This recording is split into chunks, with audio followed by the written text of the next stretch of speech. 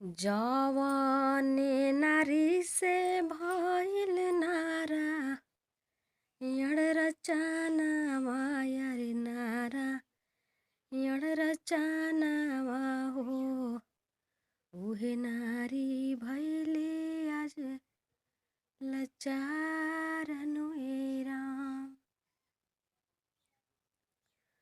उहे नारी भैले आज लाचार नुए राम। उहे आज भैले लाचार नुए राम।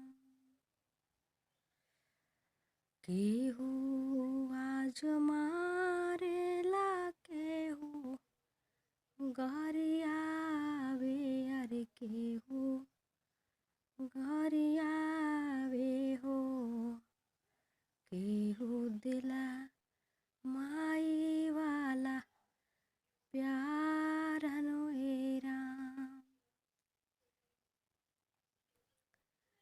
केहू दिला माई वाला प्यार नुए राम।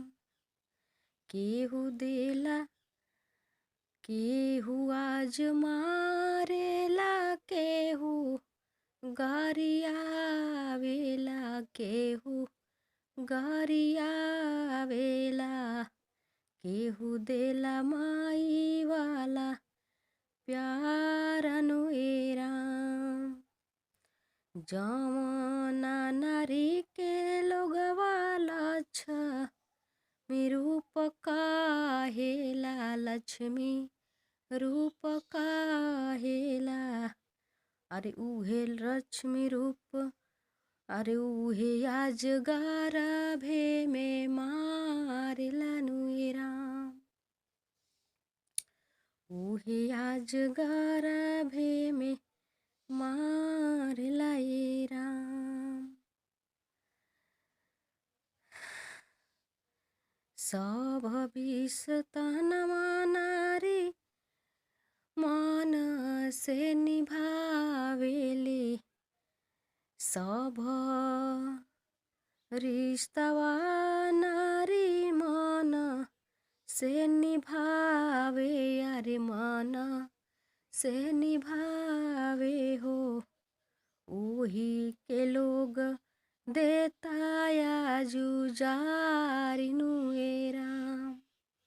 उन्हीं के लोगवा देता जुजारी नुए राम।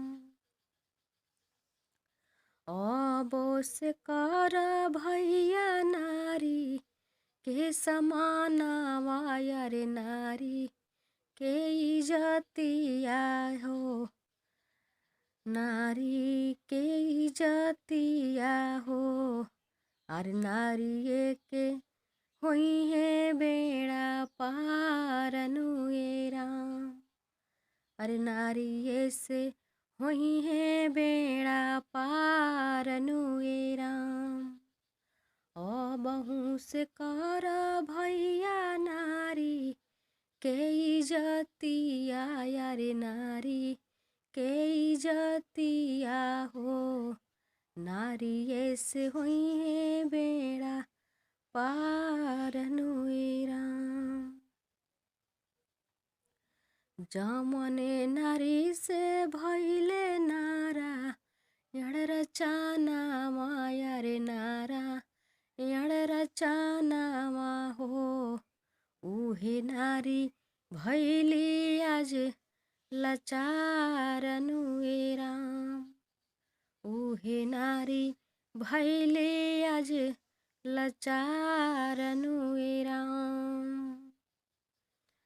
गाइज आप ये भजन की सुन के कमेंट में का कहल चाहतानी आप लोग कमेंट में ज़रूर बताएं और ये भजन के लिए ज़्यादा से ज़्यादा सुने।